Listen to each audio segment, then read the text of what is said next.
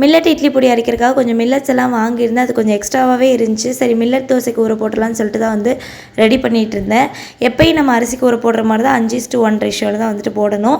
என்கிட்ட வரகு, திணை, சாமை இது 3 தான் இருந்துச்சு. சரி அது 3 ஒரு கப்பு போட்டுட்டு மீதி 2 கப்புக்கு வந்து இட்லி அரிசி போட்டுட்டேன். இதுக்கு 1 கப் உளுந்து கொஞ்சமாக வெந்தயம் போட்டுட்டு நல்லா அலசிட்டு ஊற வச்சுருங்க. ஒரு 3 மணி நேரம் ஊறினாலே போதும். அதுக்கப்புறமா நான் மிக்சர் ஜாரில் தான் வந்து அரைச்சேன். உளுந்து அரைக்கும் போது மட்டும் கொஞ்சம் ஐஸ் க்யூப் போட்டு வந்து அரைச்சிக்கோங்க. ஏன்னா கொஞ்சம் சூடாச்சுன்னா அது வந்துட்டு தோசை நல்லா சாஃப்டாக வராது. ஸோ அதனால தான் நல்லா உப்பு போட்டு கலந்து வச்சுட்டு 8 மணி நேரம் நல்லா புளிச்சதுக்கப்புறமா தோசை ஊற்றுனீங்கன்னா சூப்பராக வரும். இது வந்து ஊத்தாப்பம் மாதிரி ஊற்றினாலும் நல்லாயிருக்கும், கிறிஸ்பாக ஊற்றினாலும் சூப்பராக இருக்கும். எனக்கு வந்து மில்லட் தோசைக்கெல்லாம் நல்லா காரசாரமாக சைட் டிஷ் வச்சு சாப்பிட்டா தான் பிடிக்கும். அதாவது இந்த முட்டை குழம்பு, காளான் குழம்பு இந்த மாதிரி வச்சு சாப்பிட்டா பிடிக்கும். உங்களுக்கு எப்படின்னு சொல்லி கமெண்ட்டில் வந்து சொல்லுங்கள். அண்ட் சாட்டர்டே வந்துட்டு லாங் வீடியோ போஸ்ட் பண்ணியிருந்தேன். ஃப்ரீயாக இருந்தீங்கன்னா செக் பண்ணி பாருங்கள். அண்ட் இந்த தோசை ரெசிபியை ட்ரை பண்ணிவிட்டு எப்படி வந்துச்சுன்றதை கமெண்ட் செக்ஷனில் சொல்லுங்கள்.